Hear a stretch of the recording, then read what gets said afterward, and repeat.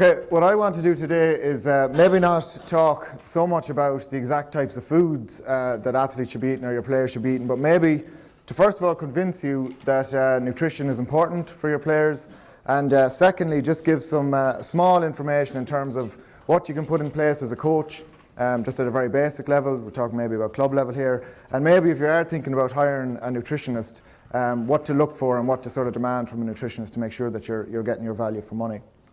So the first thing just to point out is that of all the factors that determine performance, diet is probably the most easily altered. And when we think about athletic performance or Gaelic performance, there's kind of two major factors that are the most important. One would be natural talent. We all know that all players have to possess some level of natural talent to be successful. The second thing is what the coaches are really responsible for, and that's years of systematic training, so planned, structured, progressive type training programs. And then diet and nutrition strategies come together to inform these and develop these in the context of athletic performance.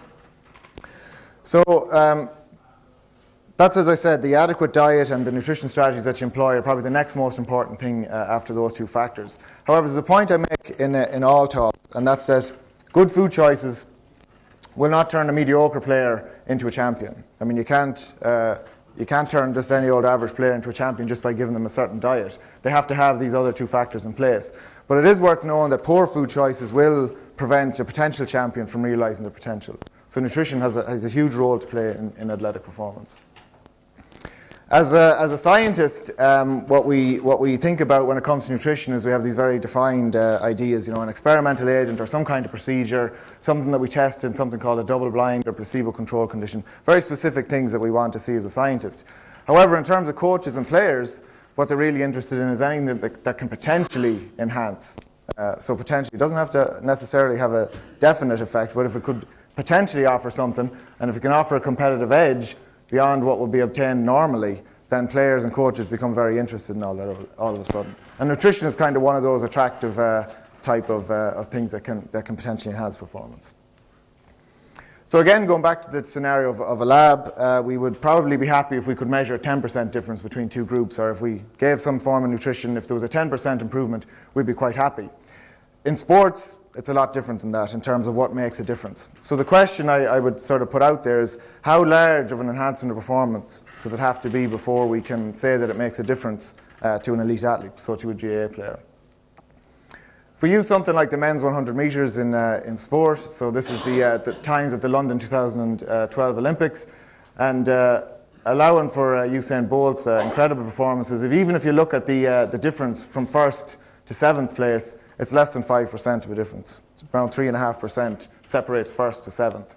So first, obviously, champion. Seventh is really nowhere. Now, you'll realise that in Gaelic games, success is not measured by getting from A to B as quickly as possible. So it's not really something that we can compare, the 100 metres in terms of percentage change. So the problem with Gaelic games is that we've got many skills, many different demands for different positions. No game is ever the same. Season lasts for many months. There's lots of different goals within that season. And so it becomes difficult to quantify performance enhancement if we're looking at nutrition, for example, and this can be the same for measuring performance enhancement in response to different training loads, in response to performance analysis software, these type of things. It's hard to measure performance in Gaelic games.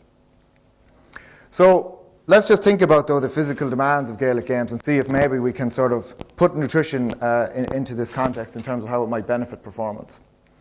So this is heart rate data from an inter-county football game. This is my own heart rate from a challenge game last year. And so the reason I'm showing this is really just to demonstrate the high intensity nature of Gaelic games. So this is your warm-up here. This is some of the sort of intense games that you play immediately before the start of the game. This is going back into the dressing room. And then you see this kind of intermittent sawtooth pattern throughout the first and second half, which basically shows that you're constantly moving at very high intensities interspersed by periods of rest. Now, the number that's interesting here is that you're around about 180 beats per minute. And for those of you who aren't familiar with heart rates, that really just means that you're working at a very, very high intensity, somewhere between 80 and 90% of your maximum capacity. And you're doing this for over 70 minutes in the context of an inter-county game. So this has implications for nutritional demands in the sense that it's very, very high intensity activity, which places a demand on a certain energy system, which I'll talk about in a minute. And there's also potential effects of optimizing nutrition. So if we improve our nutrition, how can that actually alter performance? So to put this into sort of cold figures, and I want you to remember these figures because I'll come back to it in a second. So it's a high-intensity repeated sprint sport. The distances covered are generally somewhere between 8 and 10,000 meters, depending on the position. As I said, most of the time, your heart rate is greater than 85% of your max, so very, very high-intensity activity. The number of bursts of activity you do in a game, 70 to 120. So 70 to 120 intense bursts of activity over the course of a game. Again, position dependent. So you're looking at usually 5 to 7 seconds with 20 or 50 seconds of recovery. And so the energy expenditure during a game of football is about 8 to 1,500 calories per game. And what that actually means, again, if you think about someone my size, would roughly consume about 2,500 calories per day. That's the general recommendation. So this type of expenditure can be, a third to over a half in terms of your overall energy expenditure in the course of the day. So it almost puts a big demand on the body to replace that energy. So if we think about optimizing nutrition, so if we think about improving players' nutrition habits, what would the magnitude of the change be in terms of performance? So most people will be familiar with this idea that it's a very widely known claim, the Lucozade Sport claim, 33% longer. So what does that actually mean in the context of sport? I mean, in Gaelic games, is this a realistic expectation or outcome? So the first point I'd make is just that this 33% longer claim is probably a bit of a myth.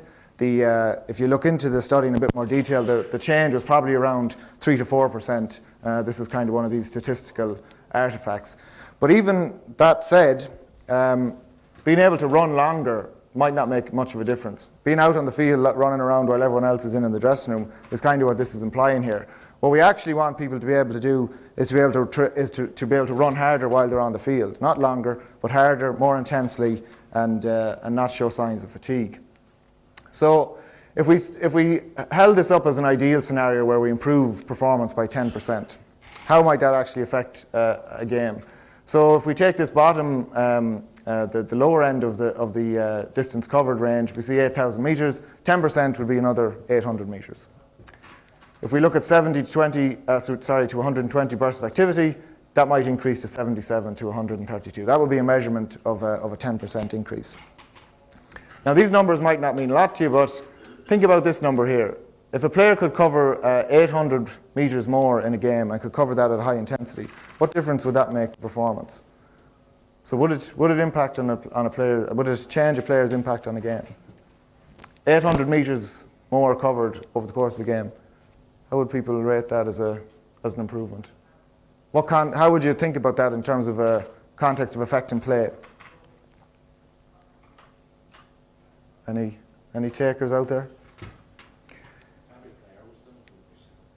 Be a huge amount of extra distance covered. So 800 meters. You think about if you run from 121 to the other 45, it's about somewhere between 80 and 100 meters, give or take. If you go a bit longer, a bit shorter. So you're talking about somewhere between 10, 6, 8, somewhere around there, extra long duration activities. If you're talking about sprints of 20 to 30 meters, you're potentially talking about a lot more than that. So a lot more bursts of activity. So looking to make just a 10% increase in performance by improving nutrition habits is something is well worth thinking about in terms of Gaelic performance. So that's just some background. I hope that you're aware then that sports or that nutrition could have a potential impact on performance, and it's something we should consider as important. So in terms of the sports nutritionist and the support that they can give your team or your players, what are the general goals of nutrition? Well, all of the strategies that you put in place, whether they're at half time, whether they're immediately before a game, whether they're during the training week, all of them are looking to enhance performance on some level. So they all come together in different ways to enhance performance on the field at a weekend or whenever a game is played. So for example, there's certain nutrition strategies that can help prevent illness. So if we can help prevent illness, then we limit the amount of games or training and games that players miss. This is potentially a good thing. Nutrition habits can facilitate recovery. I'll talk a bit about that in a second. If you can recover well between training sessions, then potentially you get more out of the next training session. Nutrition can also be used to promote training adaptation and optimize body composition. These two are kind of related. So there's a premium at the moment in terms of inter-county football, at least, on gaining muscle mass, it seems to be, and reducing body fat. And I'll show again some information in a few slides that tells us that depending on the type of food that we eat in and around a training session, this is a fairly big impact in terms of the gains that we get from training. The other thing about nutrition habits, and this particularly relates to sort of the pre-match meal, would be confidence and consistency in preparation. And I think most coaches would be aware that players really like consistency in their preparation. They like to eat at the same times of day. They like to sit in the same part of the dressing room. They like to lace their boots in a certain way. Players are very much creatures of routine. And nutrition is one of those things that if you can just get a handle on and make something very consistent for players, then they certainly have more confidence in terms of their preparation. And as I said, all of these things come together to ultimately enhance performance. So the major thing that we do or that we would think about on a match day is, when it comes to performance, is to delay fatigue. So when fatigue sets in, mistakes happen. So I'm talking about both mental and physical fatigue. And so the two major causes of fatigue in most high-intensity sports, and this applies to Gaelic games as well, is dehydration, which is the loss of fluid through sweating, and a decline in the body's carbohydrate store. So carbohydrate being one of the major nutrients in the diet, and it's the major energy source when it comes to high-intensity sprint-type performance, which Gaelic games are. So you'll hear reference to words such as glucose, which is just sugar in the blood, and glycogen, which is just basically sugar that's stored in the muscle. So sugar being forms of carbohydrate. I'm not going to go too much more detail into the science really behind that, but just to say that if you get either of these situations occurring, then the likelihood is that fatigue is going to set in, and then you get declines, as I said, in physical and mental performance. So one thing that we tend to do with players, just to help conceptualize nutrition and how it might affect performance, is to talk about the body being an engine. And like any engine, you need to supply it with a certain amount of fuel. In this case, there's a fuel mix of these nutrients that are present in food. And let's just say something happens in the engine and you get health and performance. That's all you need to know for now. So, as I said, the important thing is knowing what fuel to put into the body, the right fuel at the right times for performance. The other thing to think about is that if you're talking about fuel, then there's the idea that you can have a fuel tank as such. And so ideally, when it comes to games and very high intensity training sessions, we want this situation to be in place, so with the full fuel tank ready to perform.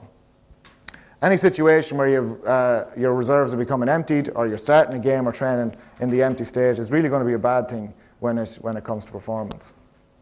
So, just to very simply put together, but this is about 40 years of research summarized in one slide. The more muscle glycogen, so the more fuel you have in the muscle, the better your performance. Very simple concept for high intensity sports. If you can increase the amount of fuel in the muscle, then basically you're going to get a better performance. That's the simple concept here.